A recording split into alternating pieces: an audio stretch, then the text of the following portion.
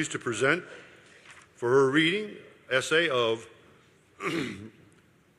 representing VFW Post and Auxiliary 10076, Mount Airy, Department of Maryland.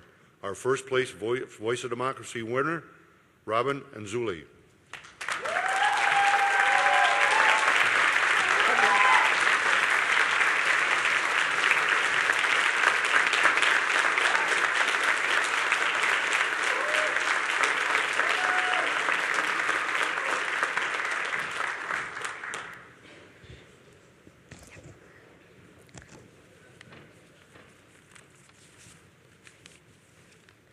On the morning of September 11, 2001, Aziz Ahsan woke up bright and early, heading out the door with a skip in his step. He drove to 3 different New York City post offices in search of a new postage stamp commemorating the Muslim holiday Eid. His final stop was the North Tower of the World Trade Center. At 8:46 a.m., he heard what he would later describe as a sonic boom. 102 minutes later, the North Tower collapsed, leaving Ahsan, a lucky escapee, covered in dust and grime. Even now, debris from the towers remains trapped beneath his eyelids. September 11th is a day that Aziz Ahsan will never forget. However, it is also a day that I will never remember. I was 18 months old on September 11, 2001, and my knowledge of the event has come through the harrowing stories of my elders, documentaries, news articles, and, yes, history textbooks. I have learned that on that fateful Tuesday morning, terrorists hijacked 4 planes and crashed them into the World Trade Center, the Pentagon, and a field in Pennsylvania.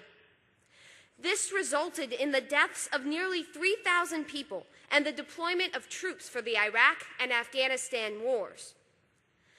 But this is what the history books will not tell you about September 11th. From the ashes of the World Trade Center arose a sense of unity that America has not seen since.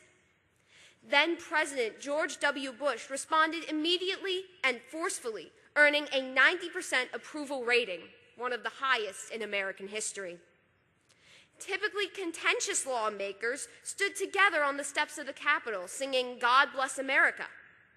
And we, the people, vowed never to allow terrorism to destroy the American spirit.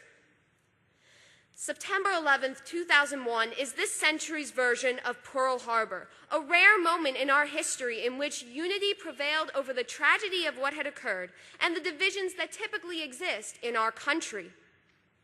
For just an instant, we were not Democrats and Republicans, not libertarians and liberals, not African Americans or Asian Americans. We were just Americans. But sadly, unlike the generation that united on 9/11, my generation has never experienced national unity.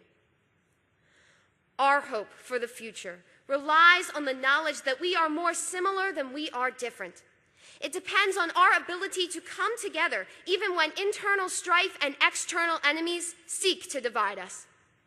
Yet today, even standing for the national anthem is a divisive issue. Fortunately, 9/11 survivors such as Aziz Ahsan are trying to keep the legacy of that day alive. Since September 11th, Ahsan has brought people of all walks of life together, working with Jewish teenagers to promote an understanding of religious intolerance and encouraging Muslim Americans to create a more positive view of Islam. He even became the president of his local school board in the hopes of continuing to spread a message of unity to my generation.